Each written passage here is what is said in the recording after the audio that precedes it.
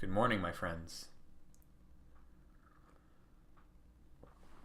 Today, it's a gray, rainy, cloudy day, per usual. Yesterday was actually very nice. I went outside for a walk. It was very sunny, not a cloud in the sky. It was good to see some sun finally. But now we're back to the typical weather patterns of the November month, which is fine. It is what it is. This is how nature is at this time of the year, so we just have to go with it. Today, I'm going to talk about the stock market because I feel like that's something that's, on one hand, very relevant in the current time. It's a little bit chaotic. There's a lot of people think that we're going into a bear market. If you don't know what a bear market is, I'll explain that in a little bit. And I also think that there's a lot of people who misunderstand the stock market in many instances in life. So let's talk about a bear market and a bull market. For those of you who are not familiar with investing in stock markets, a bear market is when the stock market is in a trend downwards, right? Most stocks are being sold off and people are generally in a fear-based mindset, which is generally what people are starting to feel like is happening as we're probably approaching a recession at some point soon. And a bull market, which is what we've been having for the past probably 3 or so years, is when the stock market is on an incline. It's going up. It's been going up for a while now, and very dramatically, and it's made a lot of money for some people.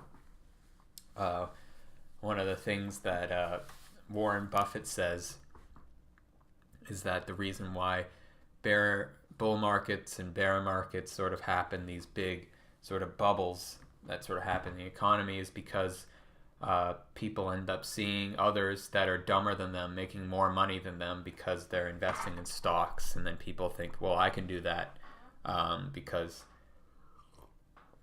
people think making money on the stock market is the thing that has to do with intelligence, and you have to be clever and you have to know a lot of information. And while that is true, I'm not an experienced stock trader. I'm quite novice at it. In fact, I haven't really done much except really just study it from a sideline perspective and really just sort of spend a lot of my time learning about finance, learning about how the stock market works before I actually get involved, because if you don't know anything, you're going to go in empty-handed and end up losing a lot of money. But from what I've learned,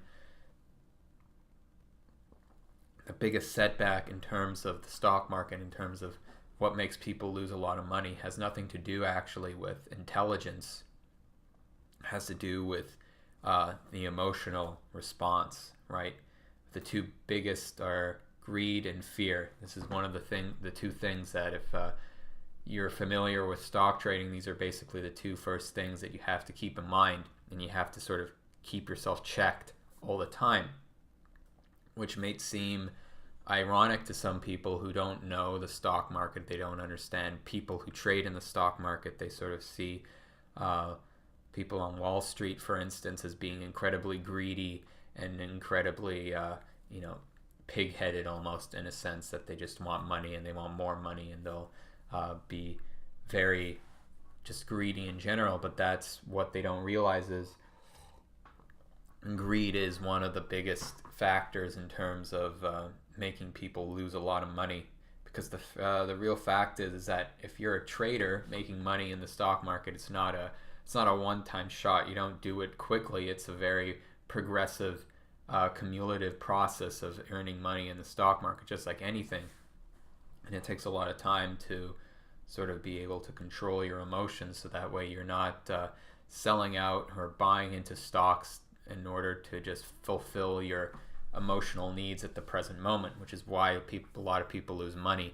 And it's why, let's look at like Bitcoin, for instance. Bitcoin was one of those things that definitely was a huge bubble because people were in this euphoric state of making money. It was a greed prospect phenomenon that people fed into and the news and the media sort of pumped it up, which is like a pump and dump scheme. That's pretty much what a lot of these investment firms do. They get sort of people that they know involved. This is I guess the greedy aspects. This is high level trading, where if this takes a long time to get to a level where you can actually sort of control the masses in a way where you basically get on news outlets and you start promoting these stocks. Let's say Bitcoin, for instance, and you say, oh, you're going to make a lot of money, you're going to make a shitload of money, which is always happening on the news, whether there's like a new hot stock of the week, and you get stupid people who listen to the news. Once the news has already been said, it's already been accounted for on the stock price. So people get onto the news and they start buying into a stock, and then they end up losing money because you have these investors who just want to pump it up, and they get into the news, and then once it's at a level that they're satisfied with, they start unloading it, start selling off, and that creates a ripple effect where people are seeing that, oh no, the stock's dropping, I'm going to get out, because that's when the fear part starts kicking in. They get afraid of losing money, so they start like emptying out and just selling out all their assets in order to be saved, right? And those are basically the two dynamics that are being at hand here. You have the greedy idiot who wants to make a lot of money in a stock that's basically going to crash in a week, but he thinks because it's been going up so much in the past couple of years that he's going to ride the bandwagon, so to speak, and ends up failing drastically. And there's a lot of people who have a problem with that. They feel like these people are being led on, or they're, a lot of these people are making stupid decisions on their own. Feel free all you want to blame the big investment firms for tricking people into buying useless stocks. But the reality is that these people are already stupid enough to actually take that huge risk. And, it's fine enough you're putting aside some like savings or like just some money that you want to just use for the concept of the stock market, and you're not really that it's not really important to you if you lose it. Let's say you only have like $1,000 saved up, and you buy some stocks here and there, you buy an index fund, you buy some just like you buy the NASDAQ index or something like that, you buy SPY, the S&P 500 index or something like that, just to see what happens, and you lose that money. It's not a big deal. But there's some people out there that are putting second mortgages on their homes, and then investing in something that was happening last year. They would invest in Bitcoin because they're just in such a euphoric state, they're in such a greed state that they're risking everything that they have in their lives for the prospect of making a little bit more money. And that's the real problem of the stock market. It has nothing to do with the stock market itself. It's that it punishes people who make stupid decisions, which is sort of admirable in a way. It's sort of, there's this power that the stock market has that's beyond anyone's control, really, even the big investment firms.